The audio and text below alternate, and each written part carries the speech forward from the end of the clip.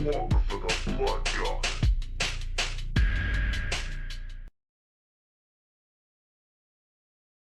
How you going, guys? Dean from Blog for the Blood God here with a short tactical video on how to set up objective markers in Maelstrom of War. Let's assume you are playing your games of Maelstrom of War on a standard 6x4 table. For illustration purposes, I have marked out 1-inch squares on this diagram. This tutorial is designed for armies who excel at close to mid-range fighting. Gun lines, you already know what to do. Where possible, always use the deployment map included in the mission. This avoids the need to randomly determine deployment map after objective placement.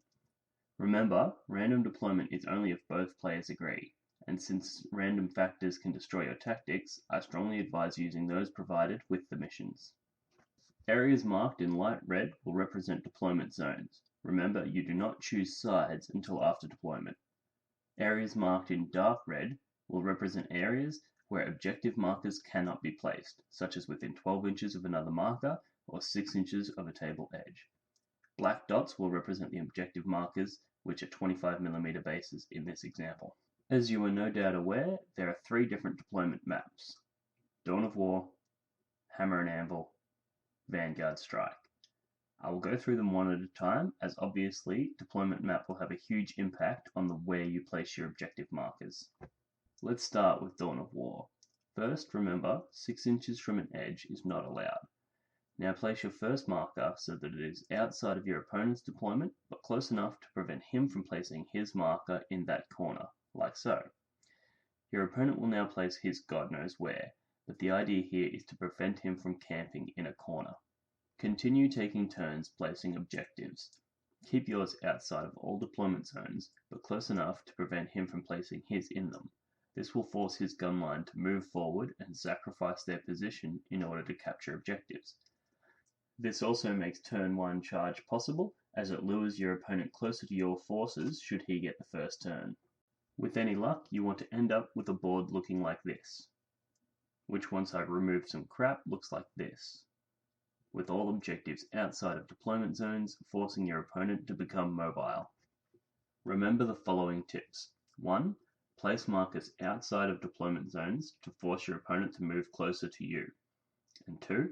Use the placement of your markers to control your opponent and create an area of denial.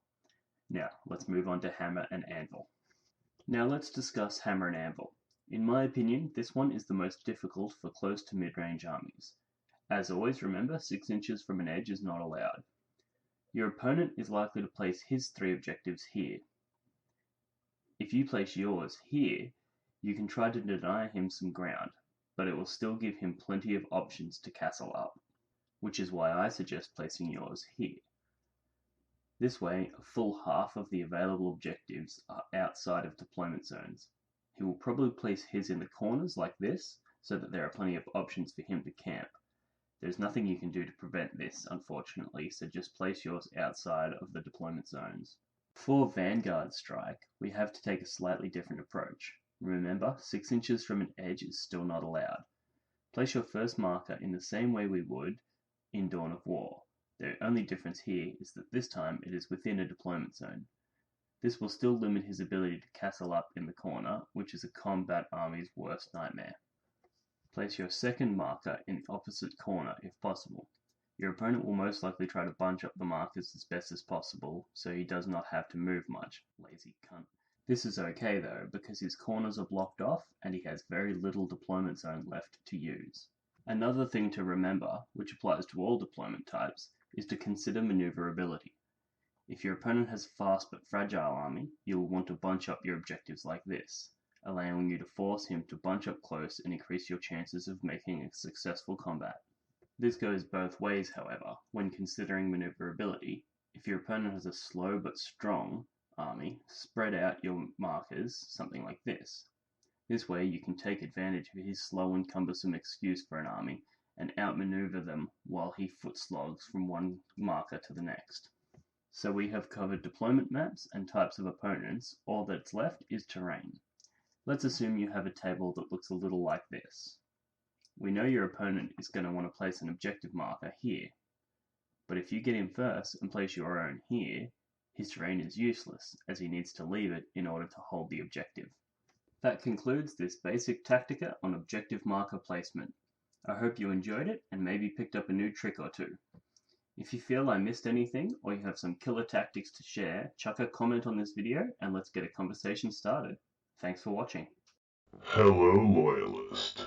Look at your axe. Now back to mine. Now back to your axe. Now back to mine.